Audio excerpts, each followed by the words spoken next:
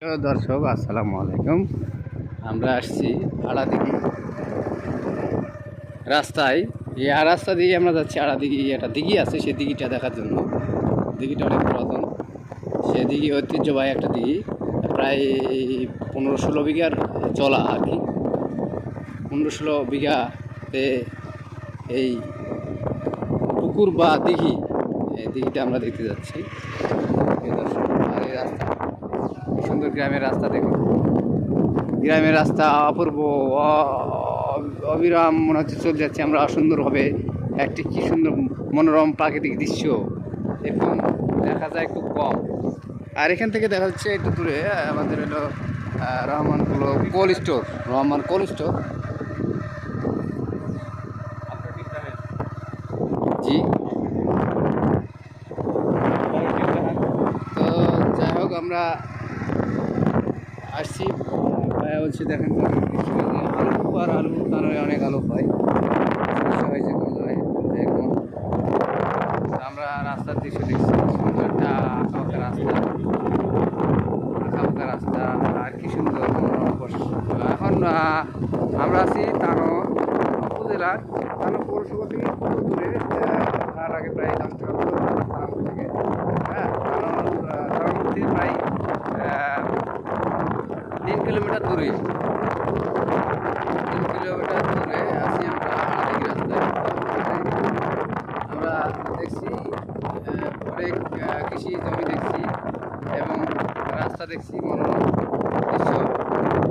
আমরা যেন হারিয়ে যাচ্ছি প্রাকৃতিক পরিবেশে।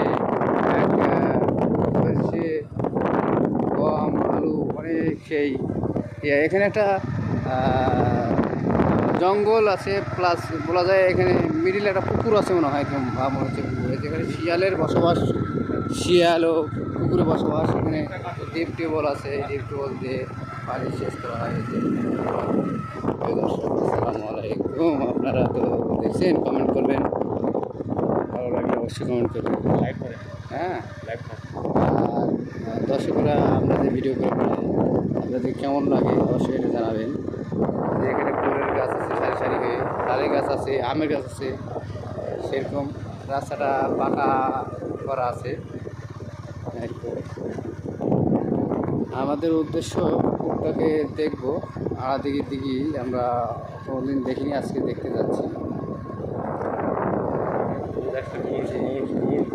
আর আরেকটা বিষয় হলো, আমাদের এখানে প্রায় সন্ধ্যা লাগার মতন ভাব। এখানে এখানে এখন তাপমাত্রা প্রায় 10 ডিগ্রি সেলসিয়াস হবে এরকম, মানে হাত পা খুব ঠান্ডা হয়ে যাচ্ছে। আমরা প্রায় একটা যানবাহনে আছি, বাইকের উপর।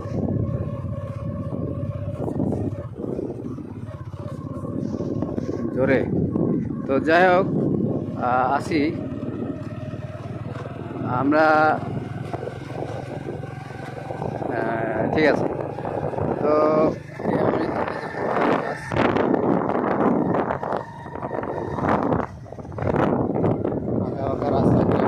গ্রামের রাস্তা,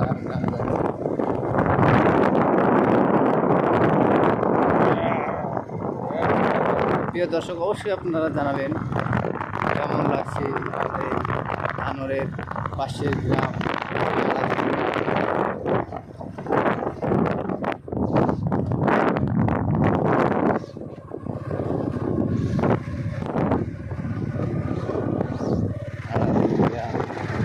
বাড়ির পাশে করে বাড়ির আগে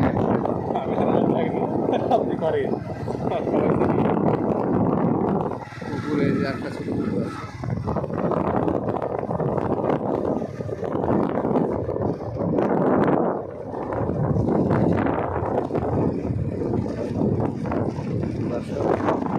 দেখুন পুকুর আছে, সে ছোট পুকুর, এটা ছোট পুকুর।